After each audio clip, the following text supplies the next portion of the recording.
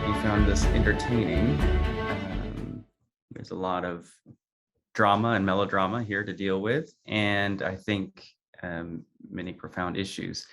So with Plutarch, we have our first author within the Roman ambit, and we'll get more of the background for the shift from Greece to Rome next week with Virgil.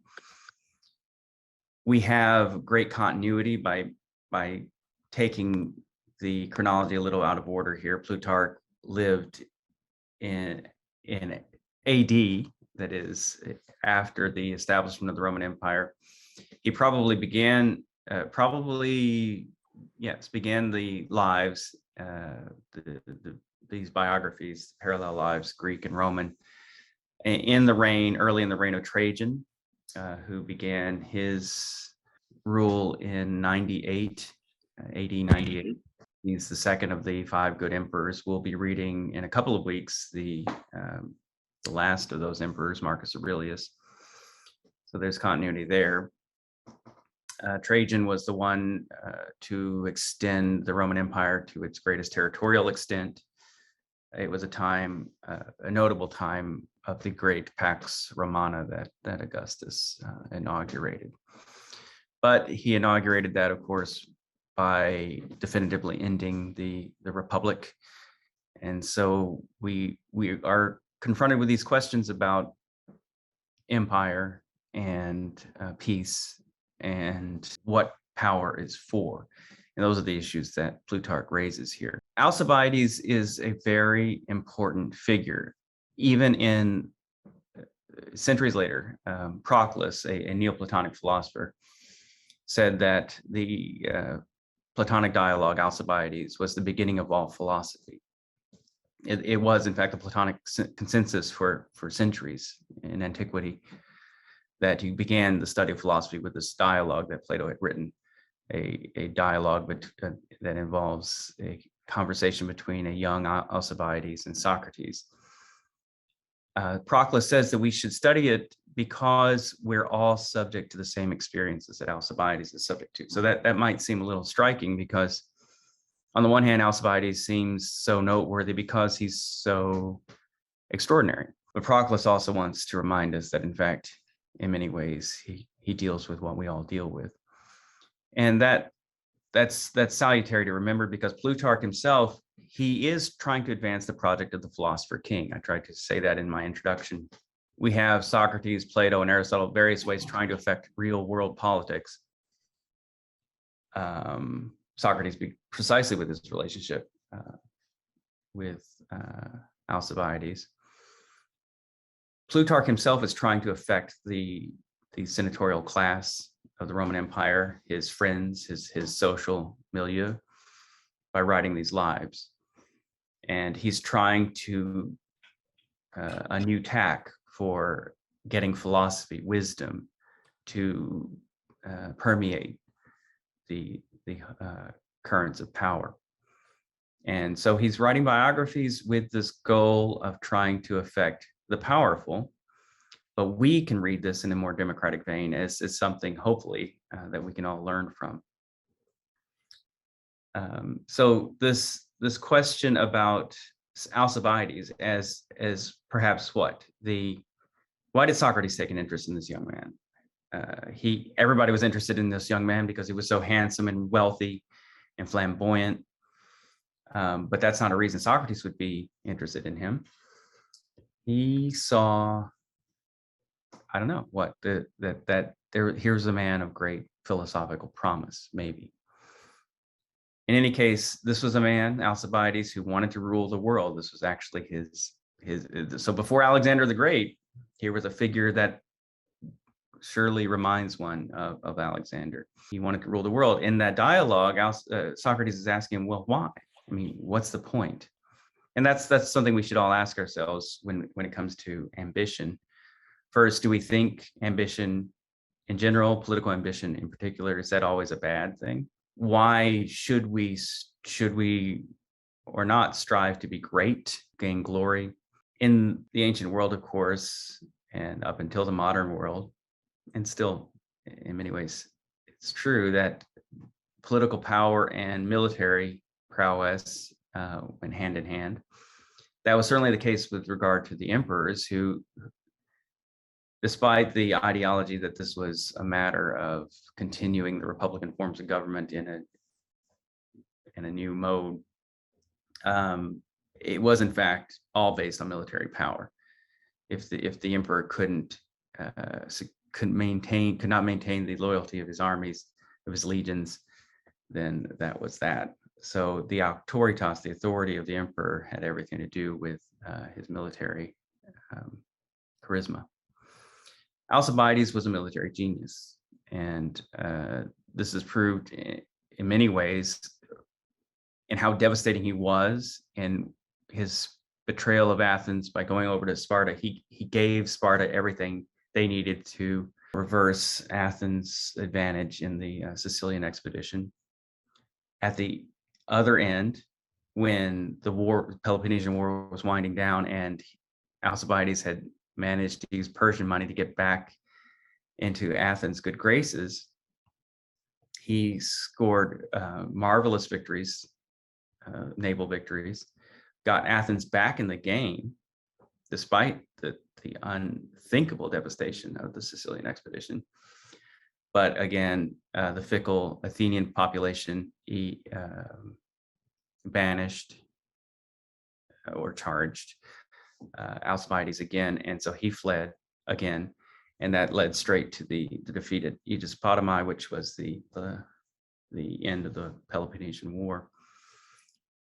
So we want to think about the symbiotic relationship between the people of Athens and this man, Alcibiades. Was he uniquely corrupt, or was he uniquely corrupting?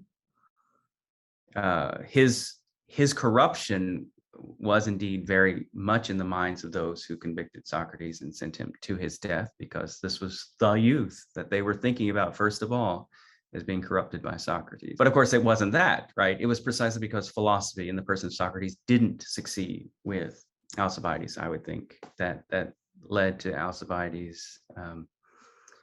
It is in the end a very sad thing that a person of such great genius could go so wrong. But then I don't want to prejudge the matter. Plutarch he treats kind of objectively. I mean, I think he does want to make clear that this is not a life we should be living. He does that especially in showing, but he does it in a way that's not preachy, because at the end he presents two versions of the death of Alcibiades. That's telling, the two versions. One's glorious and one's inglorious, and I think that's also very telling. So Plutarch's very humane. He isn't. I think I overstressed this moralism in my introductory video. I think that's an important question about how we make use of Plutarch. But there he is, presenting Alcibiades in a very complex way. Do we make judgments too quickly, or not quickly enough? I mean, that's part of the issue here. In terms of the Aristotelian scheme of virtues, we want to remember that in the Nicomachean Ethics, one of the 11 that moral virtues that Aristotle treats is called friendliness, that is moderation with regard to pleasing others. And the pair of lives, the Greek and Roman life that Plutarch has with Alcibiades is the Greek. He's paired with Coriolanus, and these two are the extremes along on either side of the mean, the virtue of friendliness. You have Coriolanus, as you know from the Shakespeare play, who is extreme on one side of the virtue of friendliness. He doesn't care about pleasing other people. He's surly. He's supercilious. He just doesn't care. Alcibiades is on the other side of the extreme. He wants to flatter the demos, right? The people of Athens. He's a flatterer. He's a flatterer, though, as a narcissist is a flatterer. He wants to be great. And so we get back to that question about the rapacious alpha male and how much can he actually build or not? How much can philosophy actually get in there and correct what might be a character flaw. As we remember, ethics comes from the word ethe, the word for character. And the ancient Greek moral inquiry, especially as we've seen in Socrates, Plato, and Aristotle, it was not really the straight up moralistic question about is an action right or wrong. It was always a question about what's the character of the human being, of this individual. That's what the biographies of Plutarch, again, foreground, right? This, not a matter of, well, we judge this action. It's so much as, is this life going in the right direction? Does this kind of path make sense? And that's really when Aristotle's talking about happiness, he's talking about the eudaimonia. It's not about right enjoyment. It's a matter of, are you living a flourishing human life? Are you being an excellent human being? And that's the question that we see with each of Plutarch's biographical sketches, right? Is this a life worth living? And so we want to keep that in mind without being moralistic and judgmental, right?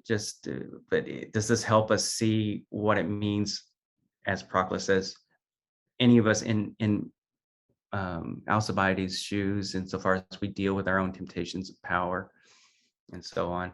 Is this helpful for us in making better decisions? Is it helpful for a democracy, for the American democracy, which I think so much mirrors the Athenian democracy of the 5th century? Can we learn anything as a people?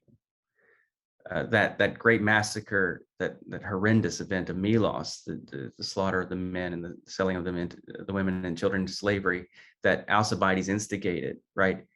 That was a blood debt, the nemesis of which came back, and in the Sicilian expedition, and in the whole ending of the Peloponnesian War. Do we think about the nemesis that we might be evoking by our own actions, by our corporate actions? And then, is there a nemesis to empire, right? Empire is a way of pacifying large territories, a way of making peace, the Pax Romana, Pax Americana. Is there a cost? Is there a way for us to think of our own moral choices in the context of the cause and effect as it ramifies into the future, right? And avoiding nemesis, which is the Greek notion of if one has done something that is horrible, it's going to come back on us. And is there a way for us to disrupt the cycle of, say, trauma and victimization? Is there a way to start a new life? And that's I think one of the things that Plutarch really does really well in presenting this drama to us.